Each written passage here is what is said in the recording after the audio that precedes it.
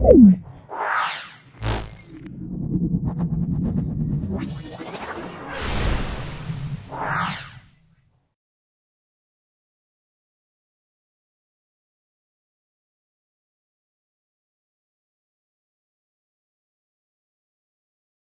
আমরা 3 নম্বর সেটটা মধ্যশিক্ষা পর্ষদের যে টেস্ট পেপার তুমি স্কুল থেকে পেয়েছো তার 3 নম্বর সেটটা আমি সলভ করছি। ভিডিওটা প্রথম থেকে শেষ পর্যন্ত দেখো, অবশ্যই আমাদের ভিডিও থেকে তোমরা উপকৃত হবে। এর আগে আমরা দুটো ভিডিও ওই মধ্যশিক্ষা পর্ষদ টেস্ট পেপারে আপলোড করেছি, আজকেও আমরা আপলোড করব। খুব ভালো করে দেখো, যাদের ভৌতবিজ্ঞান নিয়ে সমস্যা হচ্ছে এবং যারা ভৌতবিজ্ঞানে অত্যন্ত ভালো মার্কস পেতে চাও, ভিডিওগুলো দেখো, অত্যন্ত কার্যকরী ভিডিও, তোমরা সম্পূর্ণ উত্তর পাবে। এবং আমি তোমাদের কাছে অনুরোধ করছি, আমার ইউটিউব চ্যানেল লিঙ্কটা তোমরা সমস্ত বন্ধু বান্ধবের মধ্যে শেয়ার করে দিও। এবং যারা চ্যানেলটাকে সাবস্ক্রাইব করোনি, চ্যানেলটাকে সাবস্ক্রাইব করো, বেল বাটনে ক্লিক করে দাও। তোমরা ভিডিওটা প্রথম থেকে শেষ পর্যন্ত দেখো, সবটা দেখো, দেখলে তুমি টোটাল অ্যান্সার পেয়ে যাবে, কমপ্লিট অ্যান্সার পেয়ে যাবে ব্যাখ্যা সহযোগে। চলে এসো আজকে দেখো প্রধান গ্রিন হাউস গ্যাস। এখানে দেখো প্রত্যেকে দেখো গ্রিন হাউস গ্যাস বলা আছে, কিন্তু প্রধান হলো CO2। CO2 অবদান সবচেয়ে বেশি, তাহলে আমরা অ্যান্সার বলবো CO2। আদর্শ গ্যাসের চাপের রাশিমালা, মনে রাখবে আদর্শ চাপের রাশিমালা আমরা জানি PV সমান nRT।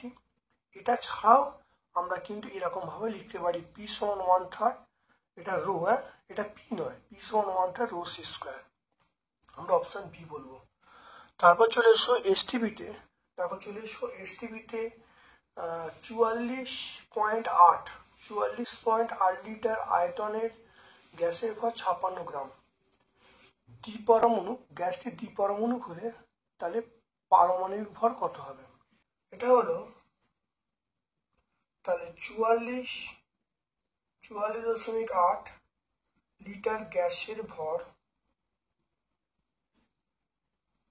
আমরা বলবো 56 গ্রাম। দেখতে পাচ্ছ? এরপর চলে এসো 1 লিটার গ্যাসের ভর, তাহলে 56/44.8, এটা আমরা বলতে পারি। এরপরে আমরা পেয়ে যাব 22.4 লিটার গ্যাসের ভর কত?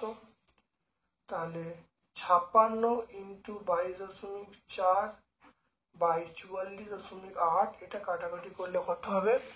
এটা দেখো 2 হচ্ছে, এটা দেখো 28 হচ্ছে, তাহলে আমরা পেয়ে যাব 28 গ্রাম। তাহলে 28 গ্রাম পেয়ে যাব। এবারে গ্যাসটির পারমাণবিক ভর, অতএব গ্যাসটির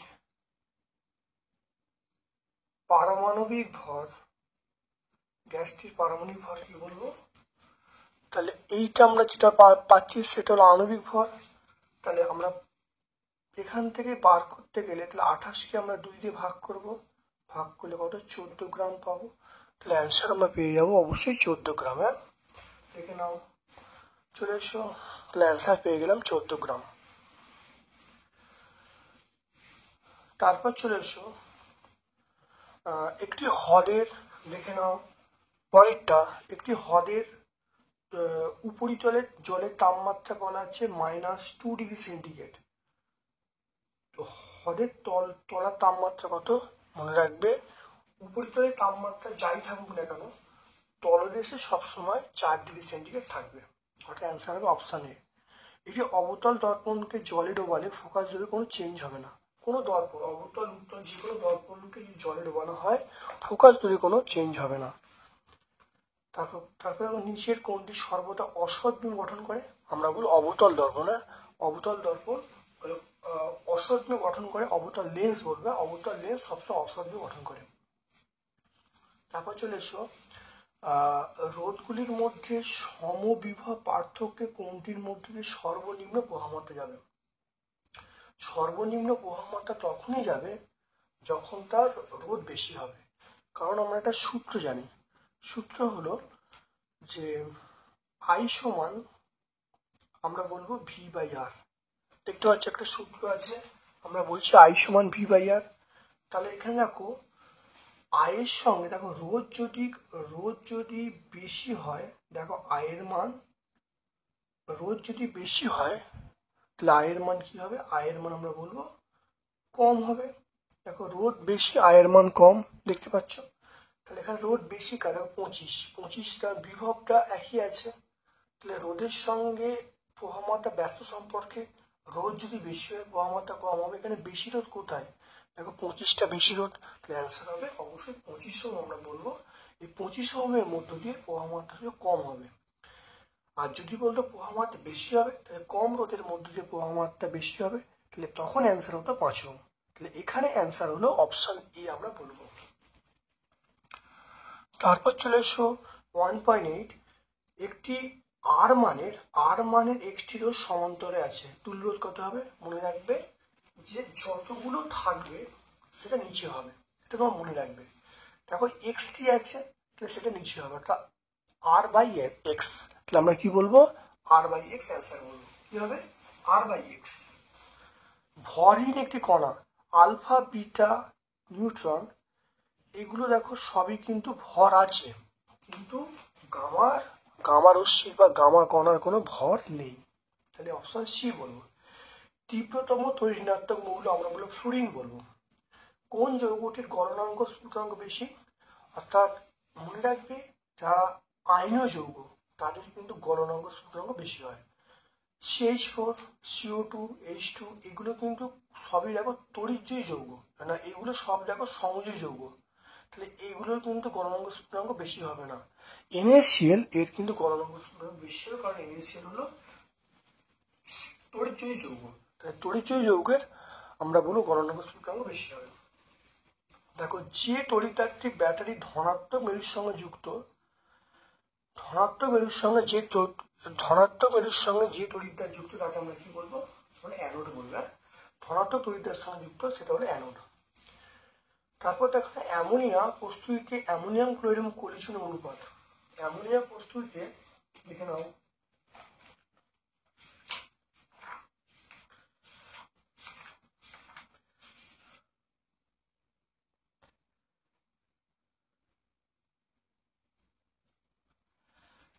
অ্যামোনিয়া প্রস্তুতিতে অ্যামোনিয়াম ক্লোরাইড এবং কলিশন,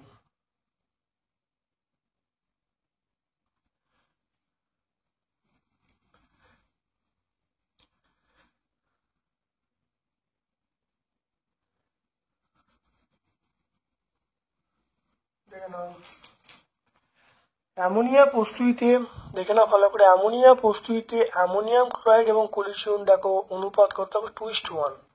তাহলে আমরা বলবো এখানে 2 আছে, এখানে 1 আছে, 2:1 বলবো। তাহলে আমরা কোন অপশনটাই বলবো? তাহলে আমরা অপশন সি বলবো। তাহলে আমরা অ্যান্সার হবে অপশন সি। খুব ভালো দেখে নাও, কোন ধাতু সংকটিতে জিঙ্ক নেই? জিঙ্ক নেই, দেখে নাও কাঁসা, দেখে নাও কাঁসা বা বেল মেটাল, এতে কিন্তু জিঙ্ক নেই। কাঁসা বা বেল মেটাল, দেখো বেল মেটালে আমরা বলবো জিঙ্ক নেই। কোনটি কিটনের গ্রুপ? কিটন আমরা বলবো সি, অপশন সি বলবো।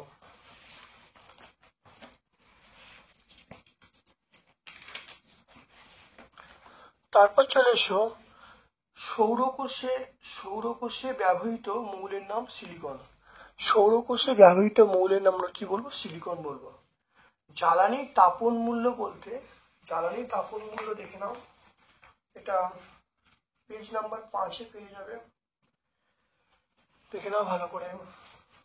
1 কেজি ভরের, দেখে নাও 1 কেজি ভরের কোনো কঠিন জ্বালানি, 1 কেজি ভরের কোনো কঠিন বা তরল জ্বালানি বা 1 মিটার কিউব আয়তন বিশিষ্ট কোনো গ্যাসীয় জ্বালানি সম্পূর্ণ দহনে যে পরিমাণ শক্তি উৎপন্ন হয় তাকে আমরা তাপন মূল্য বলবো। তারপর দেখে নাও স্থির উষ্ণতায় গ্যাসের চাপ ও আয়তন লেখচিত্র কেমন হবে? দেখে নাও চাপ ও আয়তন লেখচিত্র কেন স্থির উষ্ণতায়, এটা হবে সমপরাবৃত্ত। তারপর দেখে নাও এনটিপিতে, দেখে নাও এনটিপিতে গ্যাসের আয়তন 5 লিটার, গ্যাসটার মোল সংখ্যা কত হবে? 2.4। তাহলে n মানে 5/22.4,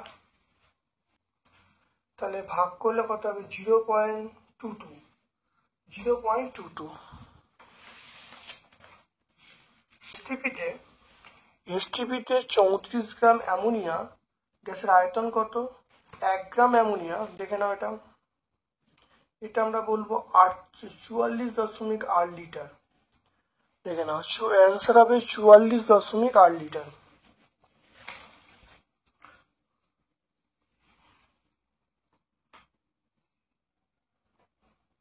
তাহলে 17 গ্রাম অ্যামোনিয়া মানে 17 গ্রাম অ্যামোনিয়া মানে এটা আমরা বলবো 17 গ্রাম অ্যামোনিয়া মানে আমরা বলবো 22.4 লিটার। আর 34 গ্রাম অ্যামোনিয়া এর মানে হলো তাহলে 22.4/17 ইন্টু 34, কাটাকুটি করলে 2, তাহলে 44.8 লিটার। তাহলে অ্যান্সার হবে দেখে নাও 44.8 লিটার। দেখে নাও এটা। এসটিপিতে পরেরটা চলে যাও। এসআইতে তাপ পরিবাহিতাঙ্কের একক আমরা বলবো watt, metre inverse, kelvin inverse. প্রিজমের প্রতিসারক তল আমরা বলবো দুটো। শূন্য মাধ্যমে আলোর বেগ 3 × 10⁸ মিটার/সেকেন্ড। ক্যামেরার শাটারের কাজ এটা আমরা পেজ নাম্বার 52 পাবো। দেখে নাও ক্যামেরার শাটারের কাজ। দেখো শাটারের সাহায্যে ক্যামেরার মধ্যে যতটা সময় ধরে আলো প্রবেশ করে, অর্থাৎ আলোক সম্প্রপাত কাল নিয়ন্ত্রণ করা শাটারের কাজ। তাহলে আমরা এইটুকু বলবো, আলোক সম্প্রপাত কাল নিয়ন্ত্রণ করা হলো শাটারের কাজ। তারপর চলে এসো ইলেকট্রনগুলি। দেখে নাও। তারপর দেখো ইলেকট্রনগুলি যেদিকে যায় তার বিপরীতে তড়িৎপর অভিমুখ বলে ধরা হয়, এটা সত্য। 3 পিন প্লাগের মোটা পিনটা হলো আর্থিং পিন। মানব কল্যাণে নিউক্লিয়ার রিঅ্যাক্টরের একটি ব্যবহার হলো অর্থাৎ আমরা বলবো নিউক্লিয়ার রিঅ্যাক্টরের একটি ব্যবহার আমরা বলবো তড়িৎশক্তি উৎপাদন করতে। এক রাদারফোর্ড সমান 10⁶ বিঘটন পার সেকেন্ড। এটা আমরা কি বলবো? সত্য বলবো। সুপার হ্যালোজেন, দেখে নাও সুপার হ্যালোজেন আমরা বলবো ফ্লুরিন বলবো। ক্ষার ধাতু সোডিয়াম বলবো। দুটি গ্যাসের বিক্রিয়া কঠিন পদার্থ, সেটা হলো NH4Cl। তবে ইউরিয়া আমরা বলবো জৈব সার বলবো। চলে এসো তারপরে H2O লুইস ডট আঁকতে বলছে।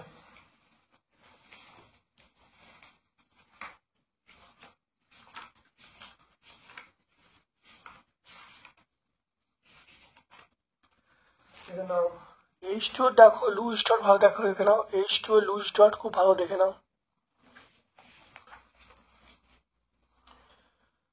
তারপর দেখে নাও আমাকে বলছে, এবার দেখো তড়িৎ বিশ্লেষণে কোন ধরনের তড়িৎ দ্বারে বিজারণ ঘটে? ক্যাথোডে বিজারণ ঘটে। অথবা প্রশ্ন চলে এসো তড়িৎ বিশ্লেষণের সময় তড়িতের বাহক কারা? আমরা বলবো আয়ন বলবো। বিশুদ্ধ জল তড়িতের কুপরিবাহী কেন? বলবো খুব অল্প সংখ্যক আয়ন থাকে।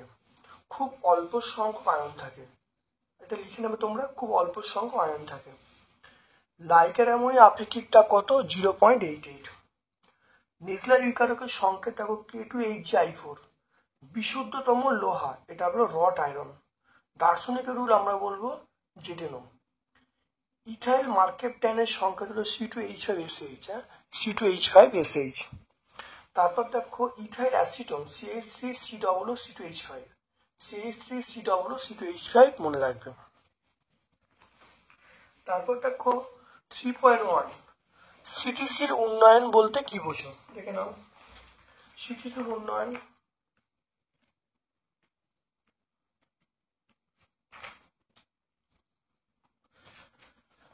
খুব ভালো করে দেখে নাও। ভবিষ্যৎ প্রজন্মের কথা মাথায় রেখে প্রাকৃতিক সম্পদকে সম্পূর্ণরূপে নিঃশেষ না করে যখন মানব উন্নয়নের কাজে সুনিয়ন্ত্রিত বা ব্যবহার করা হয় তখন তাকে আমরা স্থিতিশীল উন্নয়ন বলবো। এটা পেজ নাম্বার 6 আমরা পেয়ে যাব। তারপর দেখো আদর্শ গ্যাস কাকে বলে, বাস্তব গ্যাসের সঙ্গে পার্থক্য। আদর্শ গ্যাস অর্থাৎ যেসব গ্যাস পিভি সমান কেটি সমীকরণ মেনে চলে তাদের আদর্শ গ্যাস বলে। অর্থাৎ এবার দেখো মনে রাখবে তাহলে পার্থক্য হলো যে সমস্ত গ্যাস খুব নিম্নচাপ উচ্চ উষ্ণতা ছাড়া পিভি সমান কেটি সমীকরণ মেনে চলে না তাদেরকে আমরা বাস্তব গ্যাস বলবো। তাহলে বাস্তব গ্যাস হতে গেলে তাহলে দেখো আমাদের কি করতে হবে সেটা কথাটা মনে রাখতে হবে। সেটা হলো উচ্চ উষ্ণতা এবং নিম্নচাপ এটা মেনটেন করতে হবে, করলে হবে। তাহলে পেজ নাম্বার 15 আমরা পেয়ে যাব। এটা পেজ নাম্বার 15। তারপর দেখো গ্যাসের অণুগুলোর, দেখতে পাচ্ছ গ্যাসের অণুগুলোর গতির ওপরে উষ্ণতার প্রভাব ব্যাখ্যা করতে বলছে। গতির ওপরে উষ্ণতার প্রভাব ভালো দেখে নাও, খুব ভালো দেখে নাও যে উষ্ণতা যত গ্যাসটার মধ্যে তাপমাত্রা দেওয়া হবে তত গ্যাসের অণুগুলো গতিশক্তি বৃদ্ধি হবে এবং গতিবেগ বৃদ্ধি হবে। দেখে নাও, পেয়ে যাবে। এটা পেজ নাম্বার 19 তোমরা পেয়ে যাবে। তারপর দেখে নাও 3.3 বায়ুর সাপেক্ষে কোনো মাধ্যমে প্রতিসরাঙ্ক √2, আপাতন কোণ 45 ডিগ্রি হলে চ্যুতি কোণ কত হবে? খুব ভালো করে দেখে নাও। তাহলে প্রতিসরাঙ্কের মান √2, আপাতন কোণ 45 ডিগ্রি। দেখে নাও, তাহলে আমরা জানি মিউ সমান sine i by sine r. Mu মানে প্রতিসরাঙ্ক, আই মানে আপাতন কোণ, আর মানে প্রতিসরণ কোণ। মিউ এর মান বসছিলাম, আপাতন কোণ মান বসছিলাম। তাহলে সাইন আর এর মান বার করছি, তাহলে এটা হলো 1/√2 মান। তাহলে 1/√2 এটা নিচে নেমে এলো 1/√2। তাহলে সাইন আর সমান আমরা কত বলবো? 1/2 বলবো। আর এর মান কত? 30। আর চ্যুতিকোণের রাশিমালা কি? চ্যুতিকোণ মানে আই মাইনাস আর। তাহলে আই ছিল 35 ডিগ্রি, আর হলো এই মাত্রা 30 ডিগ্রি বেরিয়েছে, তাহলে অ্যান্সার কত? 15 ডিগ্রি। তাহলে চ্যুতিকোণ কত হবে? আমরা বলবো 15 ডিগ্রি।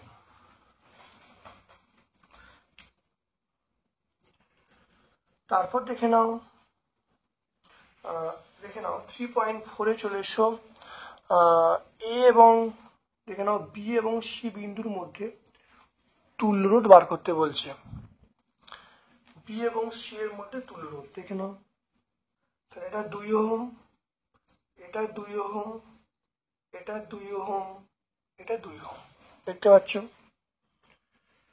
এটার নাম হলো এবিসি। এটা এ, এটা বি, এটা সি, এটা আমরা বলতে পারি।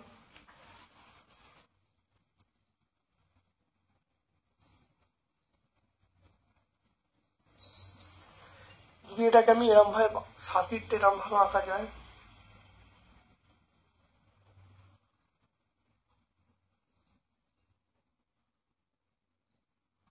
এই সার্কিটটাকে আমরা এরকম ভাবে আঁকতে পারি। এটা হলো বি, এটা সি।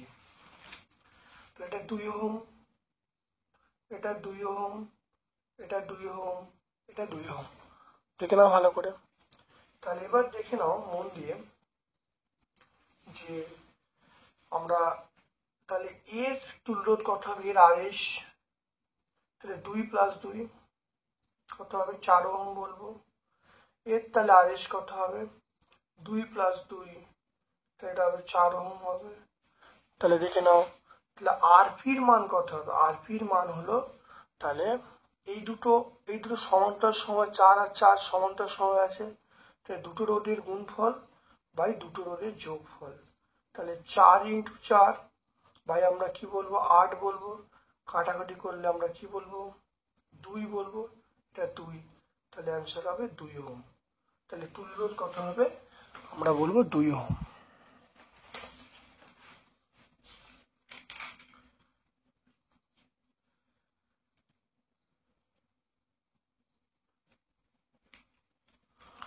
তাহলে দেখে নাও, তাহলে পেয়ে গেলে 2 ওহম। তাহলে অতএব বি ও সি বিন্দুর তুল্যরোধ কত হবে সেটা বলবো 2 ওহম বলবো। দেখে নাও ভালো করে, মন দিয়ে দেখে নাও, ভালো করে দেখে নাও। তারপরে দেখে নাও ফ্যারাডের সূত্রগুলো, তড়িৎচুম্বকীয় আবেশ সংক্রান্ত ফ্যারাডের সূত্রগুলো দেখে নাও, যেটা আমরা পাবো। তারপর দেখো জলীয় দ্রবণ তড়িৎ প্রদান করতে পারে না, কিন্তু সোডিয়াম ক্লোরাইডে জলীয় দ্রবণ তড়িৎ প্রদান করতে পারে কেন? পারে, তাই সোডিয়াম ক্লোরাইডে জলীয় দ্রবণ তড়িৎ প্রদান করতে পারে। এটা তোমরা এরকম ভাবে লিখে দেবে, লিখলেই ফুল মার্কস পেয়ে যাবে। তবে কঠিন NaCl এর অণু অস্তিত্ব নেই, কঠিন NaCl অণু অস্তিত্ব নেই কেন? এখানে আমরা এই আগের প্রশ্নের উত্তরটা খুব ভালো দেখে নাও। দেখো চিনি জলীয় দ্রবণ তড়িৎ প্রদান করতে পারে না, সোডিয়াম ক্লোরাইড জলীয় দ্রবণ তড়িৎ প্রদান করতে পারে। দেখো যেটা বললাম দেখো সেটাই দেখে নাও ভালো করে, দেখে নাও। চলে এসো, প্রদত্ত পরমাণুগুলির কোনগুলি ইলেকট্রন গ্রহণ করে, কোনগুলি ইলেকট্রন বর্জন করে?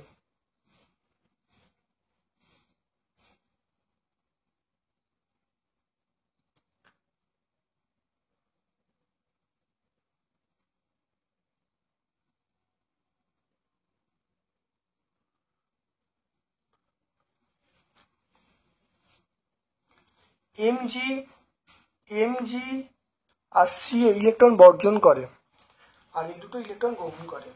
তাহলে Mg এবং Ca ইলেকট্রন কি করে? গ্রহণ করে। আর ফ্লুরিন এবং সালফার ইলেকট্রন কি করছে? তাহলে Mg এবং Ca এটা ইলেকট্রন কি করছে? ইলেকট্রন বর্জন করছে। আর F এবং C, ফ্লুরিন এবং S এরা ইলেকট্রন গ্রহণ করে। তারপরের প্রশ্ন চলে এসো, অ্যামোনিয়াকে শুষ্ক করতে ক্যালসিয়াম ক্লোরাইড ব্যবহার করা যায় না কেন?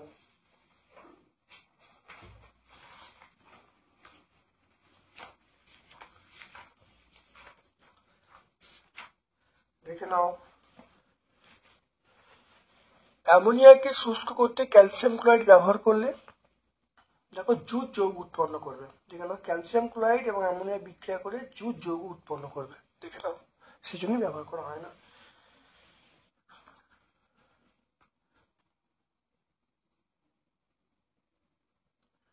তারপর দেখে নাও, তড়িৎ বিশ্লেষণ পদ্ধতিতে সোডিয়াম ধাতু নিষ্কাশনের তড়িৎদ্বারী বিক্রিয়ার, তড়িৎ বিশ্লেষণ পদ্ধতিতে সোডিয়াম ধাতু নিষ্কাশনে তড়িৎদ্বারী রাসায়নিক বিক্রিয়া লিখতে বলছে।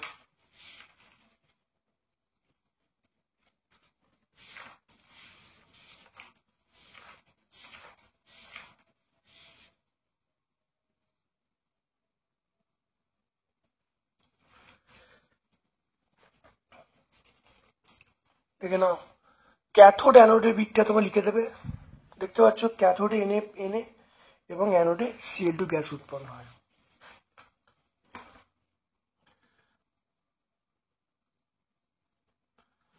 তারপর দেখো উদাহরণ সহ খনিজ আকরিকের পার্থক্য লিখতে বলছে।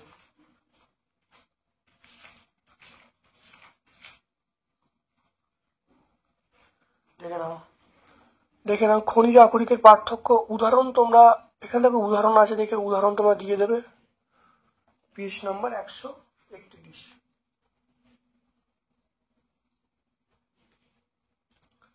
তারপর দেখো C2H6O আণবিক সংকেত বিশিষ্ট জৈব যৌগের গঠন সংকেত লিখতে বলছে।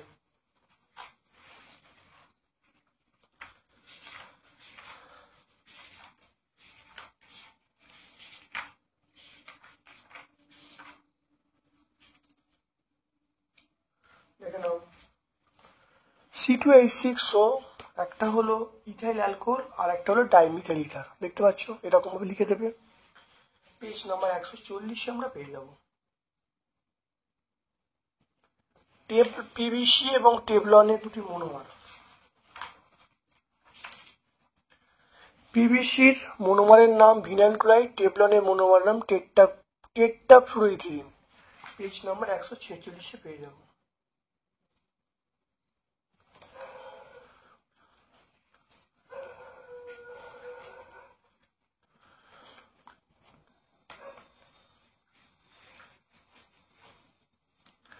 ফোর 0 ডিগ্রি সেন্টিগ্রেড তাপমাত্রায় কোনো গ্যাসকে উত্তপ্ত করায়, 0 ডিগ্রি সেন্টিগ্রেড তাপমাত্রায় কোনো গ্যাসকে উত্তপ্ত করায় চাপ ও আয়তন উভয় দ্বিগুণ হলো। গ্যাসটির অন্তিম উষ্ণতা কত? আর গ্যাসের আয়তন প্রসঙ্গ গুণাঙ্কের মান এটা আমরা বলবো 1/273 পার ডিগ্রি সি। দেখে নাও এই অঙ্কটা দেখো। তাহলে দেখো T1 দেখে নাও 0 ডিগ্রি সেন্টিগ্রেড, তাহলে 0 + 273, তা T1 এর মান হলো 0 + 273 কেলভিন। T2 মান চাইছে। এবার দেখো চাপটা দ্বিগুণ করা হচ্ছে, আমরা সূত্র জানি P1V1 সমান P2V2/T2। এবারে খুব ভালো করে দেখে নাও যে চাপটা বলছে দ্বিগুণ, বলছে চাপ দ্বিগুণ মানে 2P1, আয়তনটা দ্বিগুণ বলতে 2V1, তাহলে মানটা বসিয়ে দিলাম। দেখে নাও তাহলে এখানে P1V1, দেখেন এখানেও P1V1, এখানেও P1V1, এখানে 2 × 2 = 4, তাহলে 4P1V1। T1 এর মান 273, এবার দেখো কোনাকুনি গুণ করা হয়েছে, দেখো T1 সমান 273 × 4, তাতে T2 সমান আমরা বলবো 273 × 4, তাই T2 মান পেয়ে গেলাম 1092। তাহলে অন্তিম উষ্ণতা কত হবে? অন্তিম উষ্ণতা আমরা বলবো 1092 - 273, 819 ডিগ্রি সেন্টিগ্রেড। ঠিক আছে, তারপরে দেখে নাও 6.4 গ্রাম অক্সিজেন প্রস্তুত করতে কত গ্রাম KClO3 কে উত্তপ্ত করতে হবে? দেখে নাও 6.4 গ্রাম অক্সিজেন উৎপন্ন করতে কত গ্রাম KClO3 কে উত্তপ্ত করতে হবে? বিক্রিয়ায় উৎপন্ন KCl এর পরিমাণ কত? O3 এটাকে উত্তপ্ত করা হচ্ছে, KCl প্লাস অক্সিজেন, এটা 2 হলো, এখানে আমরা 2 বলবো। দেখে নাও ভালো করে, এটা দেখো 2, কি এর মান 39, CL মানে আমরা বলবো 35.5 প্লাস অক্সিজেন মানে 16, তিনটের জন্য 3 × 16, এটা করলে যেটা আসবে এটা হবে 245 গ্রাম। আচ্ছা, এরপর দেখো অক্সিজেন মানে 3 × 16, 3 × দেখে না 3 × 2 × 16, এটা করলে কত আসবে? 96 গ্রাম আসবে। দেখে নাও 3 × 2 × 16, এটা আমরা করলে আসবে 96 গ্রাম আসবে। তাহলে দেখে নাও এখানে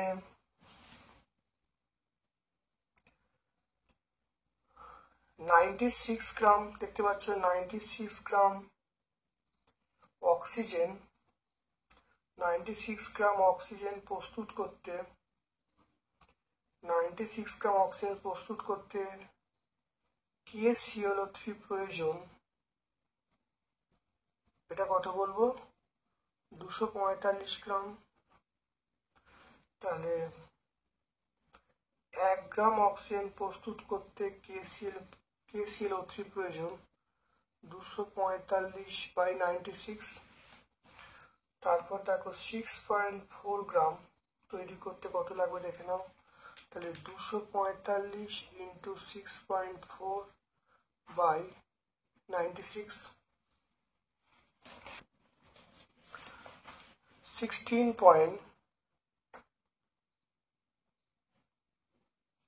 তাহলে 16.33 অ্যান্সারটা আসবে।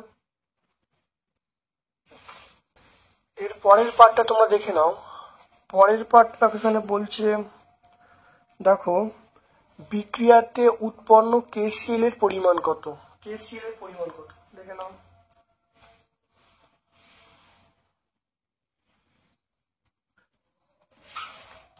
তাহলে KCl কত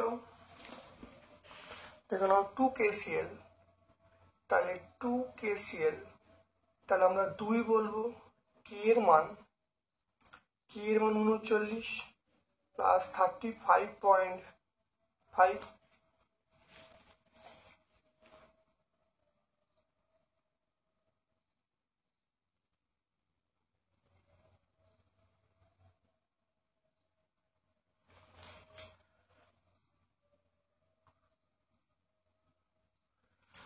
এইটা আমরা বলবো 149 বলবো, তাহলে 149 গ্রাম তাহলে KCl হলো। তাহলে দেখে নাও KCl কত উৎপন্ন, তাহলে দেখো 245 গ্রাম KClO3 থেকে KCl পাওয়া যাচ্ছে কত? KCl পাওয়া যাচ্ছে 149 গ্রাম, তাকে কত 6.4 এ কত দেখে নাও, তাহলে 245 গ্রাম KClO3 থেকে KCl পাওয়া যায় কত বলো তো, সেটা আমরা বলবো এটা 149 গ্রাম। 149 গ্রাম একে কত, একে বার করব, আমরা বার করবো 149 বাই 245 গ্রাম। 245 গ্রাম KClO3 থেকে KCl পাওয়া যাবে 149 গ্রাম, একে কত, আর এখানে দেখো বেরিয়েছে 16.33, তাহলে 16.33 পেয়ে গেলাম, তাহলে করলে হবে 9.93 গ্রাম।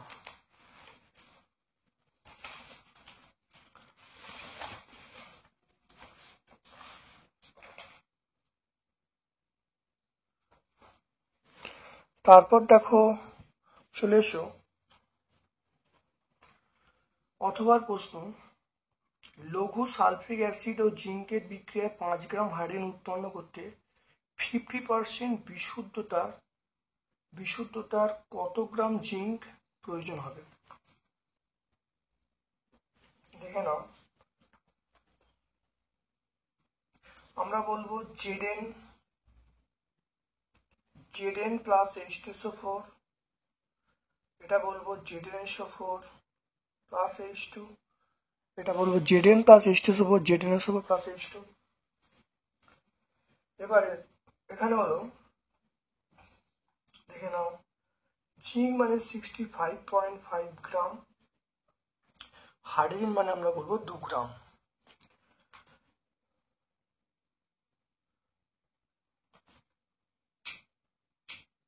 তাহলে 2 গ্রাম, দেখে নাও 2 গ্রাম হাইড্রোজেন উৎপন্ন করতে জিঙ্ক প্রয়োজন, আমরা কত বলবো 65.5 গ্রাম, আর 1 গ্রাম হাইড্রোজেন উৎপন্ন করতে জিঙ্ক প্রয়োজন 65.5 বাই 2, আর 5 গ্রাম 65.5 ইন্টু 5 বাই 2 গ্রাম। দেখে নাও ভালো করে, তাহলে 2 গ্রাম হাইড্রোজেন উৎপন্ন করতে জিঙ্কের প্রয়োজন 65.5 গ্রাম, একে কত, 5 কত, দেখে নাও।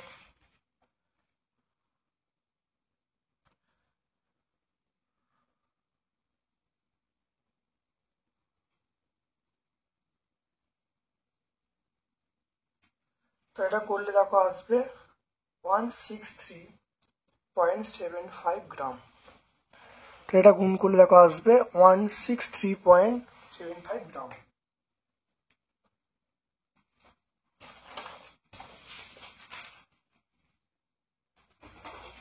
অবিশুদ্ধ জিঙ্কের পরিমাণ আমরা কি বলবো, অবিশুদ্ধ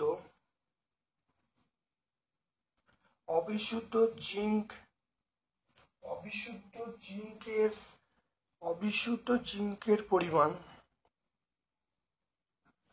তাহলে আমরা বলবো 163, এইটা ইন্টু 100/50 গ্রাম, এটা কাটাকুটি করলে 2 হবে,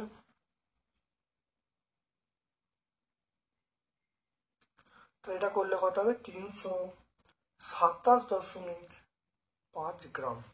তাহলে অবিশুদ্ধ জিঙ্কের পরিমাণ পেয়ে গেলাম 327.5 গ্রাম।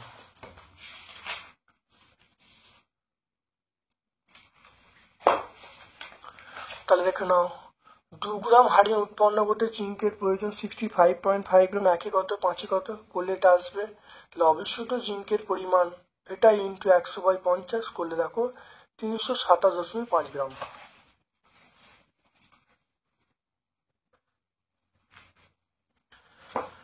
তারপরে দেখে নাও, কঠিন পদার্থের মধ্য দিয়ে তাপ প্রবাহ মাত্রা রাশিমালা নির্ণয় করতে বলছে। তাপ প্রবাহ মাত্রা মানে তাপ প্রবাহ মাত্রা কেন বলতে তাপ পরিবহন, দেখো এই রাশিমালাটা প্রতিষ্ঠা করতে বলছে,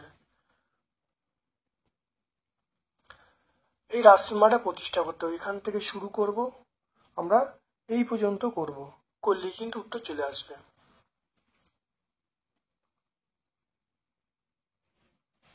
পেজ নাম্বার 33 আমরা আসবো।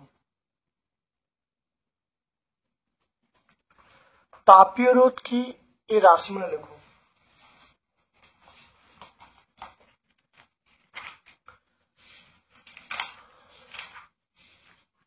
এখানে তাপীয় রোধ কাকে বলে, এখানে তাপীয় রোধের সংজ্ঞা দেখতে পাচ্ছ, আর রাশিমালা তোমরা দেখে নাও, দেখো D/K, এটা হলো তাপীয় রোধের রাশিমালা। এটা 32 পেজে পাবো, ভট্টাচার্য ব্রাদার্স বই আমরা 32 পেজে পাবো। তারপর দেখো বিবর্ধক, দেখে নাও বিবর্ধক কাঁচ হিসেবে উত্তল লেন্সকে কিভাবে ব্যবহার করা চিত্র আঁকতে বলছে। আর সমান্তরাল কাঁচ ফলকের ফোকাস দৈর্ঘ্য, সমান্তরাল কাঁচ ফলকের ফোকাস দৈর্ঘ্য আমরা অসীম বলবো। আর এখানে বিবর্ধক কাঁচটা দেখে নাও, তাহলে এটা আমরা এই ছবিটা আঁকবো, এটা হলো বিবর্ধক কাঁচের ছবি, মানে উত্তল লেন্সকে কিভাবে বিবর্ধক কাঁচ ব্যবহার করা হয় তার ছবিটা এইটা, পেজ নাম্বার 50।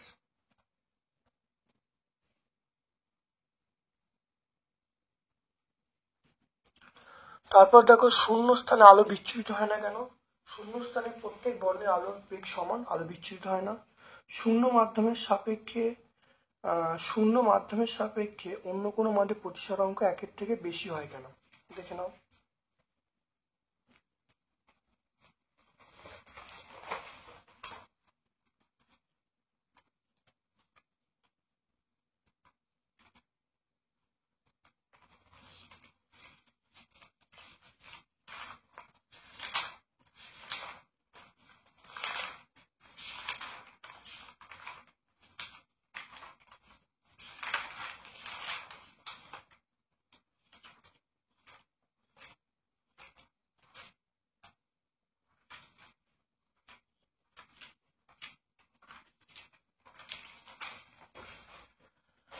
দেখে নাও এটা কি করে হচ্ছে, দেখো ব্যাখ্যা করে দিচ্ছি।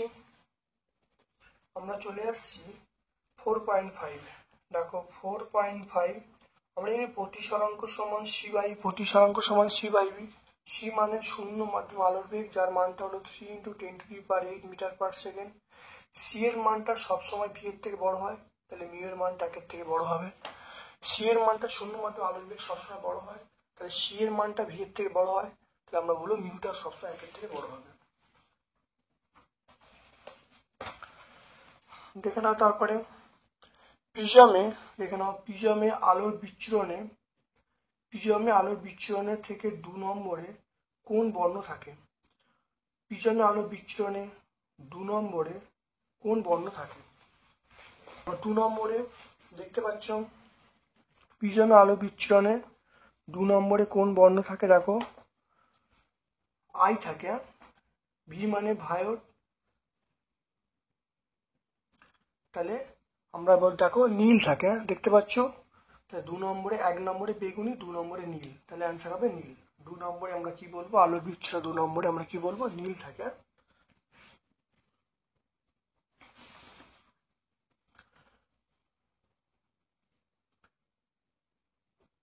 তারপর দেখে নাও ইউভি এবং অবলোহিতের মধ্যে কার তরঙ্গদৈর্ঘ্য বেশি।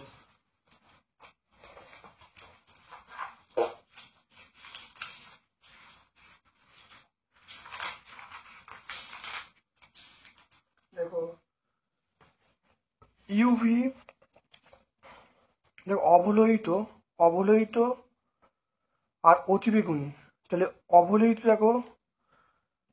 দেখে না ভালো করে, অবলোহিত দেখো এর তরঙ্গদৈর্ঘ্য বেশি, আর ইউভি দেখো তরঙ্গদৈর্ঘ্য কম, তাহলে আমরা কি বলবো, অবলোহিত বলবো, তাহলে অ্যান্সার হবে অবলোহিত।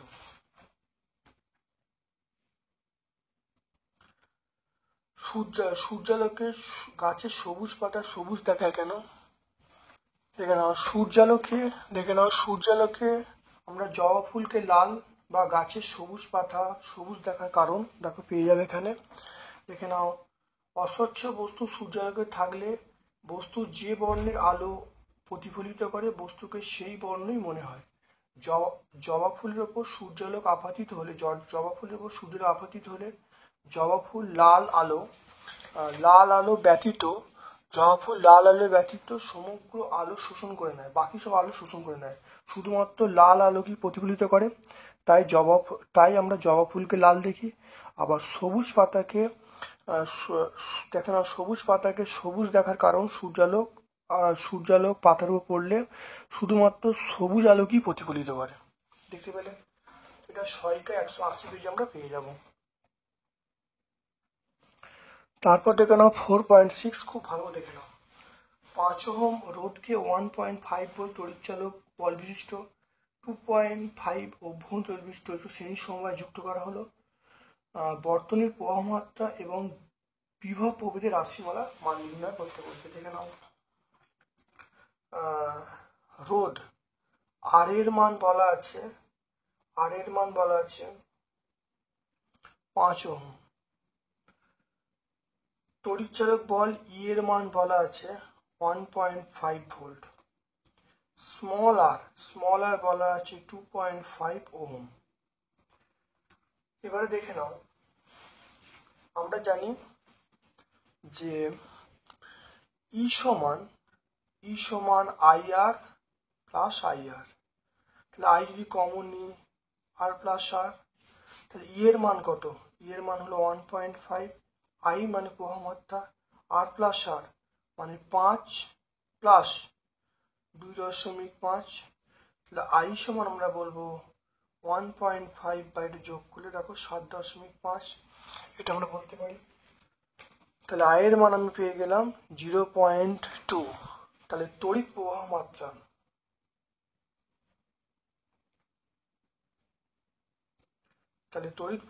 আমরা বললাম 0.2 অ্যাম্পিয়ার। দেখতে পেলে? তড়িৎ প্রবাহ মাত্রা আমরা পেয়ে গেলাম 0.2 অ্যাম্পিয়ার। এবার দেখো, আমাকে বলে তড়িৎ প্রবাহ 0.2। এবার বিভব প্রভেদ কত? বিভব প্রভেদ আমরা বলবো ভি সমান আইআর।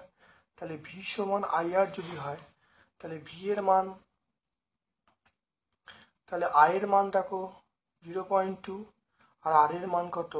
5, এটা করলে 1 ভোল্ট। তাহলে বিভব প্রভেদ পেয়ে গেলাম 1 ভোল্ট।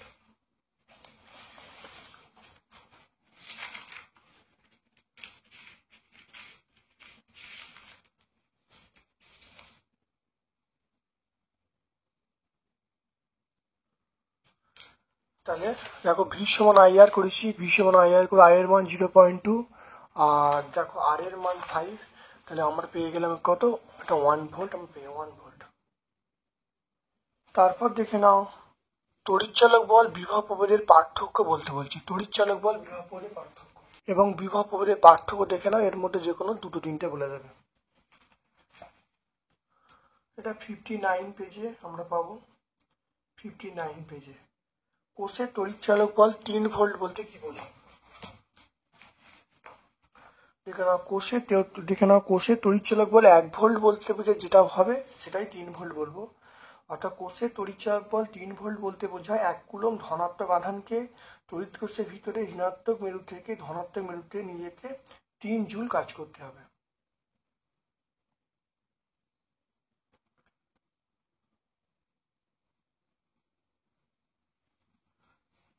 তাহলে আমরা একই সংজ্ঞা বলবো, একই সব বলবো। অর্থাৎ কোনো তড়িৎ কোষের, দেখে নাও, কোনো তড়িৎ কোষের তড়িৎচালক বল 3 ভোল্ট বলতে বোঝায় 1 কুলম্ব ধনাত্মক আধানকে তড়িৎ কোষের ভিতরে ঋণাত্মক মেরু থেকে ধনাত্মক মেরুতে নিয়ে যেতে 3 জুল কাজ করতে হবে। তারপরে চলে এসো বিওটি হলো ব্যয়িত তড়িৎ শক্তির একক। এটা আমরা বলবো কোন ভৌত রাশি? এটা আমরা বলবো তড়িৎ শক্তির একক। আর্থিং এর প্রয়োজনীয়তা কি?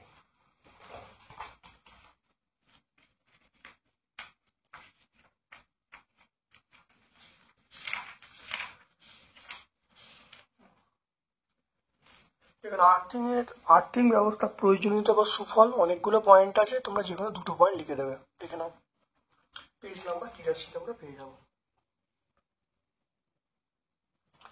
ডিসি আপনাকে এসির সুবিধা, এটা অনেকবার হয়েছে আর বিগত পেজগুলো হয়েছে।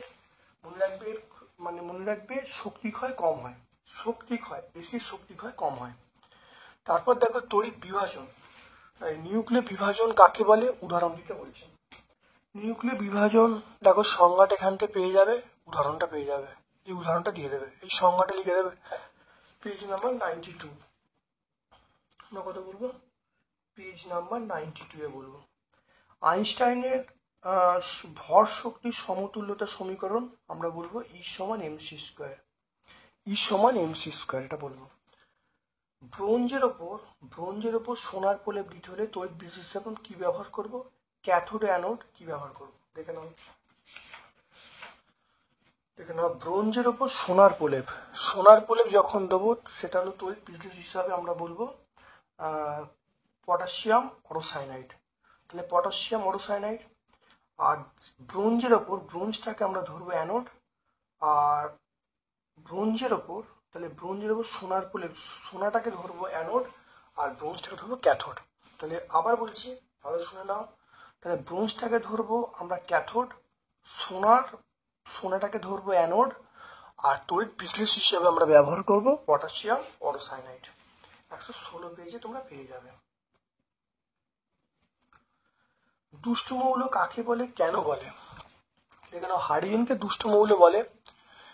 ক্ষার ধাতুর সঙ্গে সাদৃশ্য বৈসাদৃশ্য, হ্যালোজেনের সঙ্গে সাদৃশ্য বৈসাদৃশ্য, এই জন্য একে দুষ্ট মৌল বলে। দুটো করে পয়েন্ট লিখে দেবে, পেজ নাম্বার 100 আমরা পেয়ে যাব।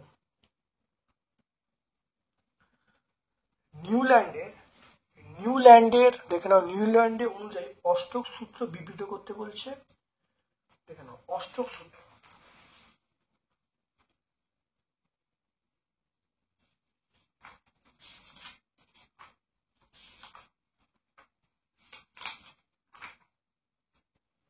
দেখেন অষ্টক সূত্র খুব ভালো দেখে নাও, পেজ নাম্বার 95 তোমরা পেয়ে যাবে। এটা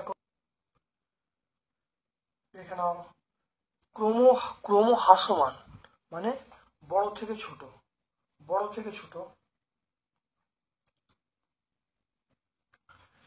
তাহলে দেখে নাও এখানে কে আর বি,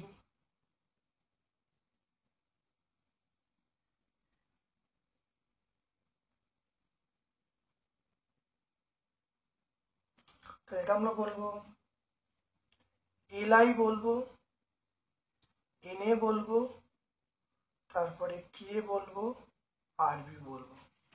দেখে নাও এটা তোমরা এই পেজে দেখো পেয়ে যাবে, দেখে নাও।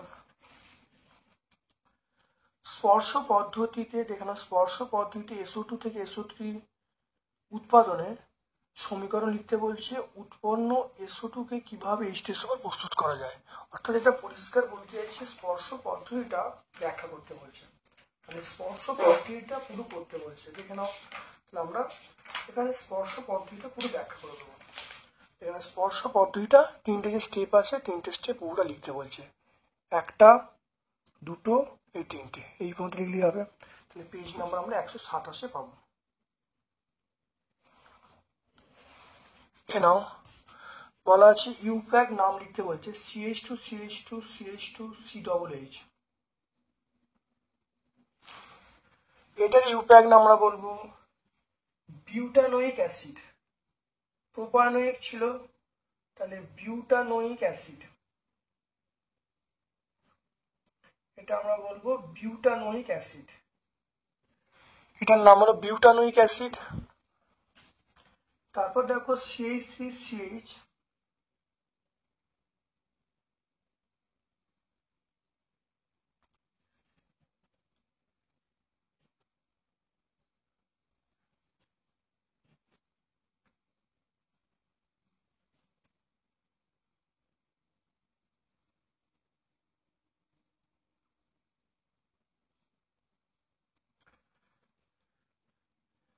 এইটার নাম আমরা বলবো প্রোপেন। এটার ইউপ্যাক নাম আমরা কি বলবো, প্রোপেন। এটার ইউপ্যাক নাম বলবো প্রোপেন। অ্যালকিন শ্রেণীর প্রথম সদস্যের নাম, দেখে নাও অ্যালকিন শ্রেণীর প্রথম সদস্যের নাম, দেখে নাও আমরা বলবো ইথিন। কি নাম, ethene. CH2 double bond CH2, আমরা ইথিন বলবো। তারপর দেখো অ্যাসিডিনের সঙ্গে H2 এর বিক্রিয়া লিখতে বলছি। অ্যাসিডিনের সঙ্গে H2 এর বিক্রিয়া দেখতে পাচ্ছ, অ্যাসোলিউশন রেজিস্টার বিটটা তোমরা পেয়ে যাবে পেজ নাম্বার 145-এ পেয়ে যাবে, এটা 145-এ পেয়ে যাবে। 3 নম্বর স্কুলটা সম্পূর্ণ সলভ করলাম। ভিডিওটা কেমন লাগলো কমেন্ট সেকশনে কমেন্ট করে, ভালো লাগে লাইক করবে, যারা চ্যানেলটি সাবস্ক্রাইব করে বেল বাটনে ক্লিক করে দেবে। আমার পক্ষ সকল ধন্যবাদ এবং শুভকামনা জানাচ্ছি।